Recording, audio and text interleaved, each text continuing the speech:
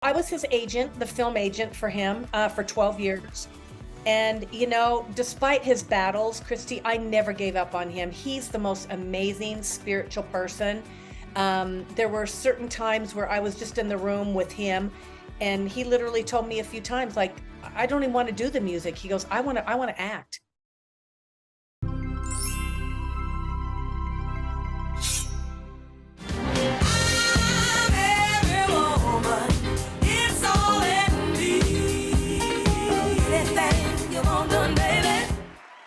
Hey guys, I'm Christy Buss, and make sure you subscribe to Lux Media Studios, comment and like, and be sure to hit that bell. Well, Ageless Ambitions on Lux Media Studios. Okay, do I have the hardest working woman I know on this planet? That's my next guest, because she is just a go-getter, always doing so much for not just her family, but in the business of entertainment. I can't wait for you guys to meet her and just learn so much about what she's done in her past to what she's doing now, and what she really wants to gain in for her future. And I'm just so proud to introduce my dear friend, who we've been all over the world together, gotten me jobs, you name it, Cheryl Murphy. How are you, babe? Good. Thank you, Christy. Thanks for that introduction. Seriously, I'm not kidding. You are the hardest working person I know, who's just I don't know how you do it. You have a talent agency. You're the CEO of Spectrum, right behind you, Spectrum Global. And it's not just in LA, it's not just in Vegas, it's in Seoul, Korea. It's really all over the world. And you have worked with so many celebrities and gotten them work. Like you know how to put things together, where like Snoop Dogg is doing something with somebody else, and you did this project that really went billions around the world in terms of views for what you put together. Not only Snoop Dogg, but you got Al Pacino, John Travolta, so many people, as well as upcoming talent that you just got like jobs on Kevin Durant's new show. I don't know the name of it right off the hand, Swagger on Apple One Plus. Yeah. okay, Swagger. So you have a actor on there. Yes. You put deals together. You're going to be a producer of movies. Like, I just can't wait to first of all start with your backstory and how we met, and what you did when you grew up, because you were a dancer. Dancers do it all.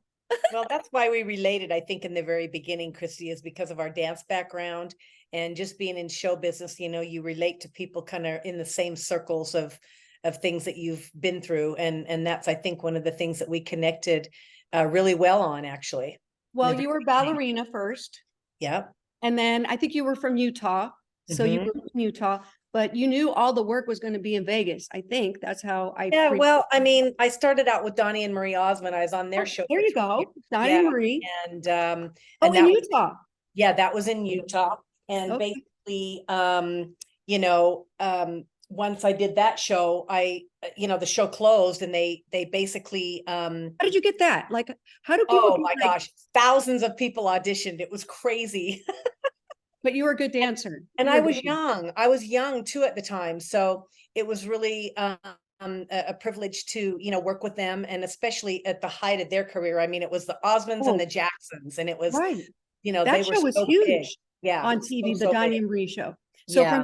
that was in Utah. So thank God you grew up in Utah, because you got to start your career on TV. You know.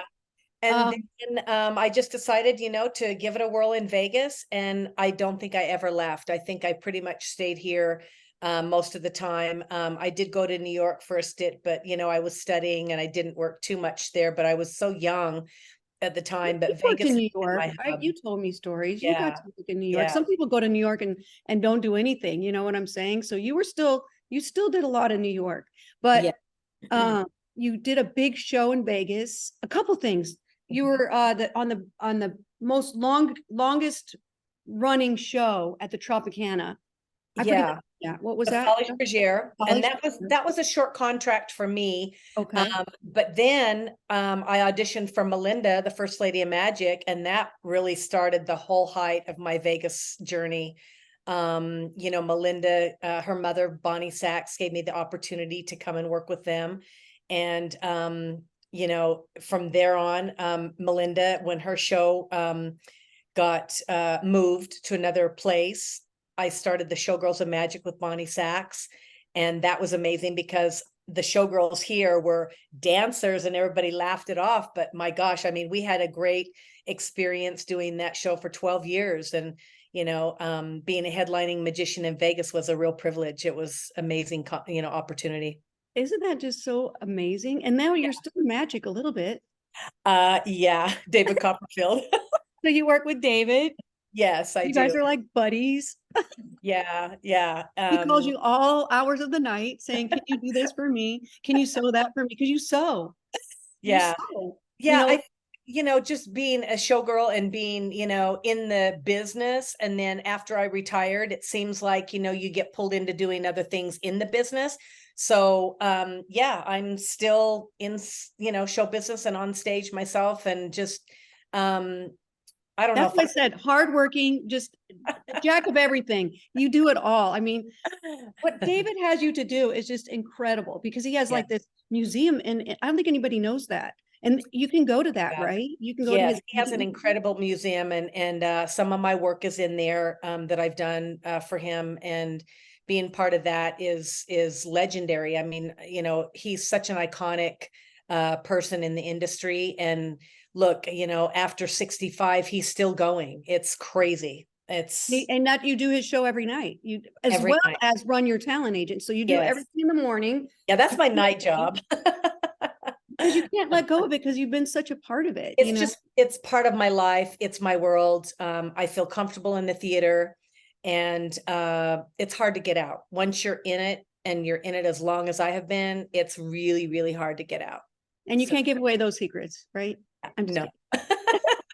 even though you know me, and we've been around the world together, it's like, no, who introduced you to David Copperfield? Carrot Top. I love that guy. He's like one of my best friends. I love that guy. Okay, Carrot Top. How did you meet him? Was it because you did the magic show? Well, yes, it was because of the magic show. So I was with Showgirls of Magic, and Louis Anderson's brother was a good friend, and he knew I could sew. And so he had come to the show, and he goes, "Hey, by the way, can you make a jacket with all these holes in it for Christmas lights?" And I'm like, "I guess so." And so I made the jacket, and then all of a sudden he calls me and he goes, "Hey, I'm across the street." I'm like, "Across the street where?" And he goes, "I'm at MGM," because I was across the street at San Remo. And he goes, "Come over." He said, Carrot Top wants to meet you. He's the one you made the jacket for. And I was like, "Are you serious?" So then I go in, we gelled instantly. Him and Charlie Vericola, who was Carrot Top's writer for a long, long time. We just gelled, and I just started hanging out with those guys because they were so cool and so raw, and I just loved them to to this death. day, you day. still work with him, and Yes, you mentioned some of his wild stuff. Well, let me just say, on the side too, here's another profession of mine. I love designing clothes for him. He's so abstract and so out there sometimes. And so I literally design some of his clothes, and it's great because it's sometimes for stage, sometimes for the red carpet. And incidentally, just the other night I was at his house delivering some shirts, and I literally was like, "Scott," I call him Scott, not Carrot Top. I said, "Scott, right? really Nobody need knows to that, I start bet. a carrot wear line." Everywhere he goes and people see him in his shirts, they're like, "Oh my gosh, where'd you get that shirt? How can I get that shirt?" And he's like, "Oh, Cheryl made it." So it's just, it's time we start some type of a carrot wear line, because people love it. It's rock and roll. It's fun. It's bright colors. And it's just so different than what you can really buy in a store. I mean, I don't know, you could buy that. Oh, I don't think you could. That's very unique. It needs to be a line. You need to do a Carrot Top line. Is literally original and specific for what he wants. But people, I mean, Cheryl, you make Carrot tops and everything, and you even do back of seats for like David Copperfield plane. I mean, it's like, what? Backdrops.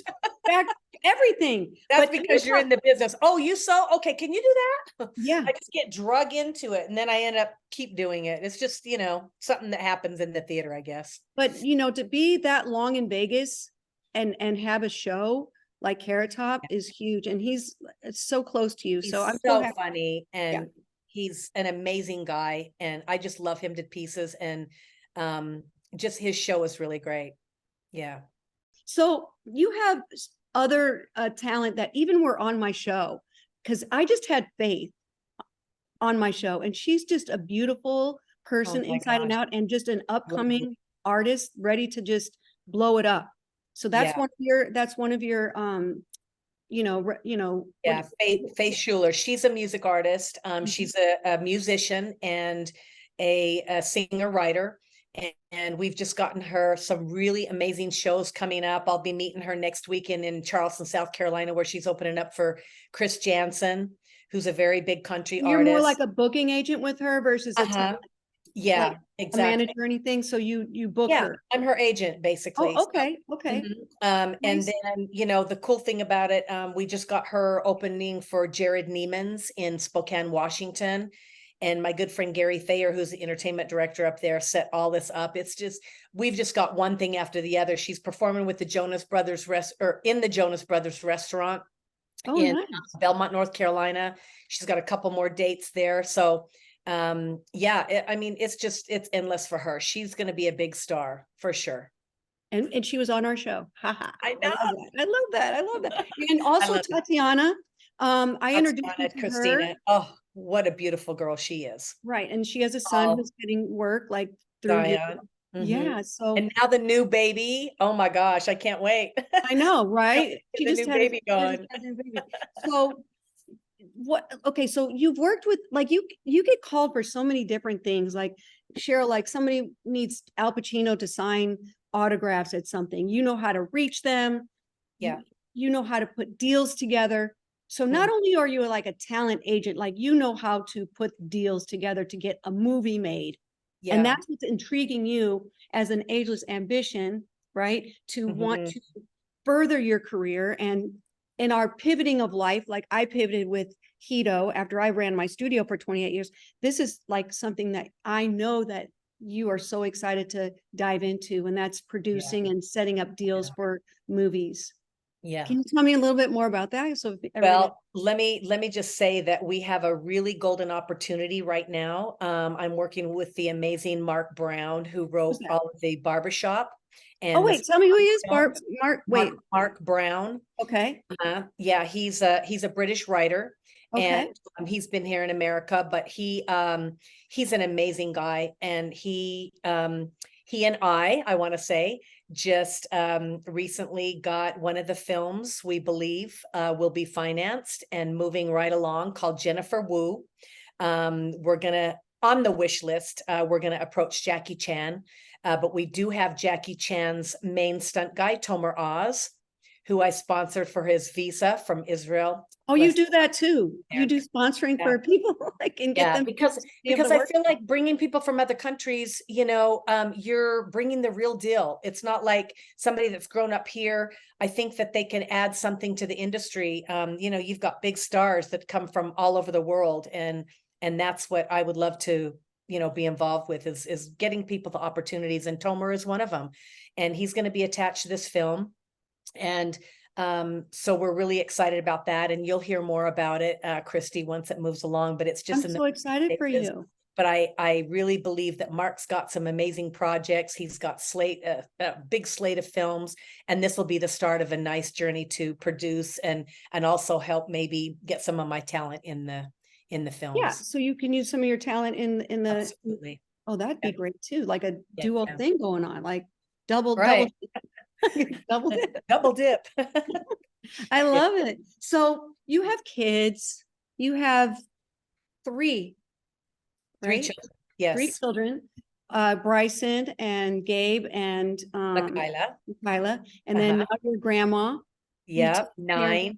Nine How of those many? little whippersnappers. Wait, Nine. how many grandchildren do you have? Nine. Are you Nine. effing kidding? Oh my God, you're kidding me. Yeah. You're so So young. Believing Before Seeing, a new bestseller by Candace Barr. Order your copy today.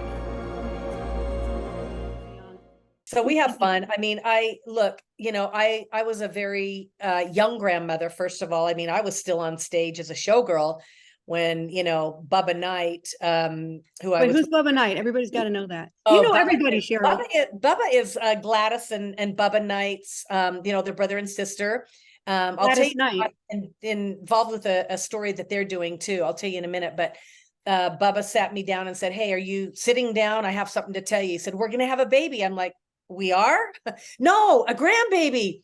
And I was just like, what are you talking about? Because Bryson was so young at the time. And yeah, sure enough, Michelle was pregnant. So that was my first grandchild, Kayana. And Kayana is now 25. So that was Oh 20. my gosh. Yeah. Oh my gosh. So you worked with Bubba Knight, who is Gladys Knight's Nephew. It's his okay. nephew. But what's really cool is Craig Knight, who is the other son of Bubba Knight Sr., Gladys's other nephew. I'm involved with a project that they're doing called Bubba Knight Through the Eyes of a Pip. And he did a documentary that was so inspiring and incredible. And they're giving me the opportunity to shop it and to try to get a finance deal where we can get it made into a film documentary, not a podcast. Oh gosh, you got that down. You can do that. Yeah. For sure. So I'm really excited about it because the stories, I mean, I had to listen to it a couple of times because I told Craig Because when it's I about the Pips, like Gladys Knight and the about the Pips. whole story about Gladys Knight and the Pips and how their Okay, whole what was the Pips mean? What does the Pips mean back in the day? just the background guys, the dancers, Okay. and that's the whole thing. It's the whole story of how that name even came to be, so it's a really touching story, but the music in there, I couldn't get through it without crying the whole entire time. I told Craig I had to listen to it 3 times before I could get through without crying. That music brings you to a place in time in your life, or somebody that reminds you of this piece of music or whatever. It was so inspiring and so good. So I'm really privileged to be helping and working on that as well. That is incredible. I can't wait for that to just come Yeah. through for you. Yeah. And I know you worked with like DMX. Oh, DMX. Yes. Rest in peace. Yes. What did you do with him? He literally, well, I was his agent, the film agent for him for 12 years. And, despite his battles, Christy, I never gave up on him. He's the most amazing spiritual person. There were certain times where I was just in the room with him, and he literally told me a few times, like, I don't even want to do the music. He goes, I want to act. He goes, I want to be a big actor. Like, and he was so good at it because he was a lyricist. So he would memorize the lines so quickly. I was on set with him a few times, and he would memorize the lines and everybody else around him. It was crazy how he just knew how to pick up on scripts. You had him going too. He was in a good place with you Yes, he was. Yes, he was. And aren't they doing a document? Are you involved with that documentary too? Yes, there's a documentary that's being produced right now, and yeah, you have so much going on. Like that's what I said. The hardest working. I mean, you could just keep listing all the things that you're doing. Listing. I know. Yeah. I know. So DMX, and then didn't you work with who's the boxer? Oh, Evander Holyfield. Yes, I had the opportunity to work with Evander. It was so fun. I booked him on a couple of movie deals, a couple of TV shows. And then the last thing we did was NCIS with LL Cool J, and that was so fun. I got to be on set with him for a couple of days shooting that episode, and it turned out really cool. And incidentally, getting there on set, I guess he and LL knew each other prior, so it was just really fun to be on set and experience that with him. You have so many credits going on, and everybody needs to know that. And I know you worked with me forever and getting, oh yeah, on things. And I think I got something right now with you. Yes, for Jimmy Kimmel. Let's go. Okay, so I just got that. So that's exciting. But Cheryl, not Jimmy Kimmel. Yeah, Jimmy Kimmel. Sorry. Jimmy Kimmel. But the thing is, when I introduced you to Diana, who was on my show too, we need to redo her shoot, but she wants to act. And the thing is, I tell all the people that are interested in stuff like that, you got to meet Cheryl because she is top. but she doesn't need to be CAA or anything like that, because she's going to do the job just they have the same, like, what do you want to call it? Bookings or whatever you want, like casting things. Yes. You get the same thing, but you're going to help them versus just Well, them being a here's number. my title. Tell me. I'm the CEO of my company, and it doesn't stand for the top of the company. It means chasing every opportunity. And no one gets to the top without chasing opportunities. You know, you can't sit back and try to, wait for things to happen. You got to go out there and grind it out and make something happen. So that's my philosophy, is just chasing every opportunity. Right. So not everybody, is going to get with CAA, but even if you did get with them, which pretty much isn't going to happen, but you get lost in the shuffle. Yeah. You know how to get and you're brutally honest when it comes to, okay, no, that picture's wrong. You tell me all the time. Get a new picture. Get a new picture. Like because your eye shows it. Like we know as agents, both Grace and I, we kind of know what the casting is looking for. So we want the talent to just follow our lead, because they're not always out there doing what we do, and we see all these roles, and then it's just the whole thing of us knowing what they want. So that's why we want people to follow our lead, is because almost 90% of the time I'll see a role or see something and I'm like, oh my gosh, hurry, add a photo up. 95% of the time I'm getting the audition. Right, because you're right on it. I'm chasing that opportunity. I'll tell you a circumstance that just happened. There's a Fox documentary that's going on. They wanted a Marilyn Monroe, a John Lennon, and a Steve Jobs. And the casting director is a really good friend of mine. And when she contacted me, I said, oh, I've got all that. She thought, okay. So then it was so wonderful because I was able to present some of my talent to her. And I think our John Lennon's going to book. I'm waiting to hear now. When I see something and I can just pitch. Right. It's really good. And you're good at that. 95% of the time I'm getting the audition, I'm getting the callback, I'm getting the role, so it's really good to just chase those little opportunities because it helps us to stay busy. And then my goal is just to keep people working, keep my actors working. And I know it's had the strike lately, in the last few months in showbiz, and that's been sort of hard, but at the end of the day, what do? We just keep chasing every opportunity. I'm going to use that with Tito. I'm going to chase the opportunity as a CEO. Yes. Thanks for giving me that. And you have, Christy, you have chased that opportunity. And look at where it is now. It's just up and up and up from here. You've been through me from the rock bottom of, okay, one sale in the month to like, oh my God, it's going crazy. But hey, I'm so excited that you finally came on with me because you have so much to offer. Thank you. I have so much to speak about you. We went to China together with the Lakers. That was so much fun. Yeah. We had the best time. That was amazing. Yeah. And so, amazing. Life is short, and to, see people that have the same ambition, the same drive that I did with my studio, that you have with your business, and women and helping each other, guide each other to succeed is so special. I've got one of my actresses, Ebony Mayo, who is a series regular on one of Tyler's shows. And so, it's great to have that. And then of course, Ozzy and Zerbe, who is series regular for Swagger. And then I've got a couple of others that are recurring on some different shows. And so, that's our goal, is to get people really to the next level. You can be an actor, but you have to get to that next level, and not everybody's going to do it, but we just push and push until, whoa, somebody does it, I love that. And so it just takes time. Sometimes it takes time. Cheryl, you have an eye that, that they could, if they just get a little bit of stuff going on, that they could really probably do very well. And just remember one thing: great acting requires training, and you have to train hard to act great.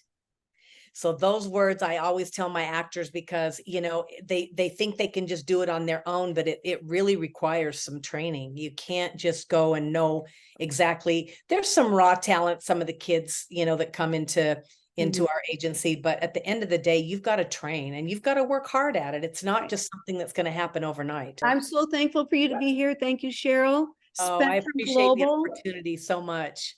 your talent agency. So if anybody would like to know more about it, and just say, hey, you never know if they see this and they say, I know I can act. I know I've done this and I've been with this agent for so long and nothing's happened. I want to see if I can at least reach out to you. So all that information is going to be up as we talk, so that if anybody does see this and they say, gosh, I know I can do this and I want to make her proud, maybe they want to have you as an agent, who knows? And Yeah. all those producers out there that have movies or people that want to connect, anything Cheryl can do. So you guys reach out to her. Thank you so much. Ageless Ambitions on Lux Media Studios. Thank you for joining in on this beautiful podcast that we had today. And I'm so grateful for Cheryl. And hey, don't forget to watch some of my other ones, because they're just as inspiring, as well as maybe some of her talent that she has. And I'm so glad that you were here today. Have a good day.